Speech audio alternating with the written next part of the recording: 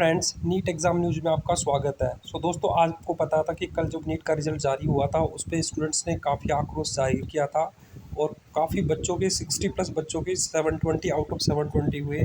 इसके अलावा दोस्तों आपको ये भी पता है कि हरियाणा में एक सेंटर में 7 बच्चों के 720 आउट ऑफ 720 हुए।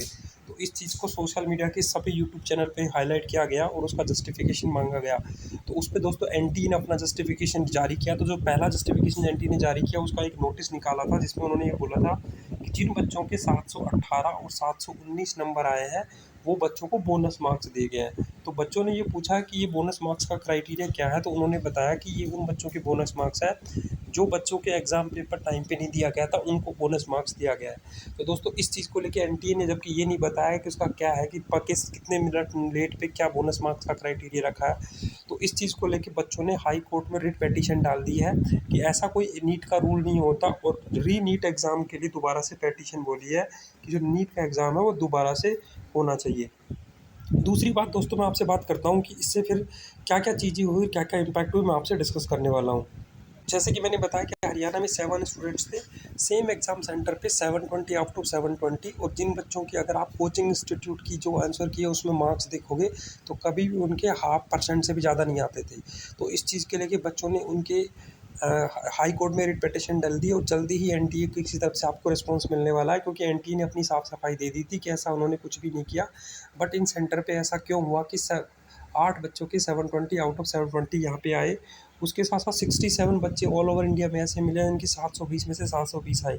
लॉजिकली अगर आप देखोगे, 1, 2, हार्डली 3 बच्चे ऐसे मिलते हैं जिनके 720 और आउट ऑफ 720 आते हैं, और हर बच्चा अलग स्टेट से होता है। तो हरियाणा में ही 7 बच्चों के 720 आउट ऑफ 720 हुए। इससे बच्चों ने बोला कि शायद एग्ज़ाम में कोई चीटिंग हुई है और इस चीटिंग की वजह से इन बच्चों के मार्क्स आए हैं, क्योंकि हरियाणा में ना तो कोई बड़ा कोचिंग इंस्टीट्यूट है, ना इतनी बड़ी कोई प्रिपरेशन होती है।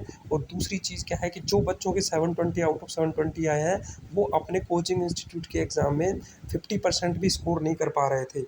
उसके साथ साथ दोस्तों इससे फाइनल कट ऑफ पे क्या इम्पैक्ट होने वाला है, तो मैं बता देता हूँ। हरियाणा में अगर आप हो तो ये मान के चल लो कि, क्योंकि अगर कोई एग्ज़ाम में चीटिंग होती है तो बड़े लेवल पे होती है। कुछ बच्चों के हाथ में पूरा पेपर लगता है, कुछ में नहीं लगता, बल्कि एनटीए ने ऐसा कोई जस्टिफिकेशन नहीं दिया। एनटीए को इसका जस्टिफिकेशन देना चाहिए क्यों हरियाणा स्टेट में 7 बच्चों के एक ही सेंटर पे एक ही सीक्वेंस में 720 आउट ऑफ 720 आए। अब इससे जो कट ऑफ पे इम्पैक्ट है वो है दोस्तों, मैं आपको क्लियर बता देता हूँ। राजस्थान, जिन जिन हरियाणा और बिहार, इन स्टेट्स में कट ऑफ लास्ट ईयर की कंपैरिजन में +20 मार्क्स आने वाली है। तो जो भी एआईक्यू कट ऑफ है वो +20, और जो स्टेट कोटा का कट ऑफ है वो आपकी मिनिमम टू मिनिमम +10 मार्क्स मान के चलिए कि +10 मार्क्स आएगी। तो अगर आप राजस्थान से बिलोंग करते हैं तो आपके 620 नंबर से ऊपर नंबर है तो ही आप एमबीबीएस एक्सपेक्ट कर सकते हैं स्टेट कोटा से। और एआईक्यू में तो दोस्तों और भी ज़्यादा कट ऑफ जाने की पूरी पूरी संभावनाएं हैं।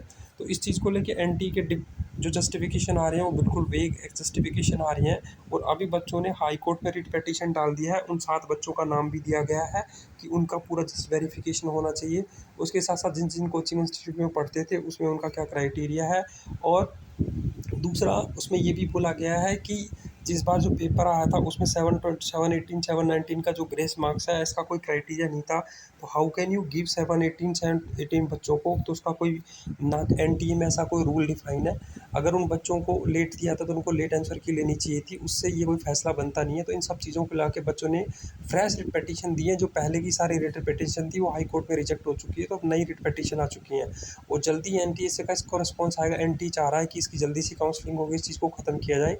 लेकिन since this has been reached in the high court, so there would be a perfect solution. तो मैं बच्चों को ये बोलूँगा, आपको टेंशन नहीं करना है, और आपको जैसे कोई एविडेंस मिलता है प्लीज़ आप मेरे तक पहुँचाइए, चैनल की ईमेल आईडी पे भेजिए, ताकि मैं वीडियो के माध्यम से सब लोगों तक पहुँचा सकूँ। तो दोस्तों मिलते हैं नेक्स्ट वीडियो में, तब तक के लिए जय हिंद।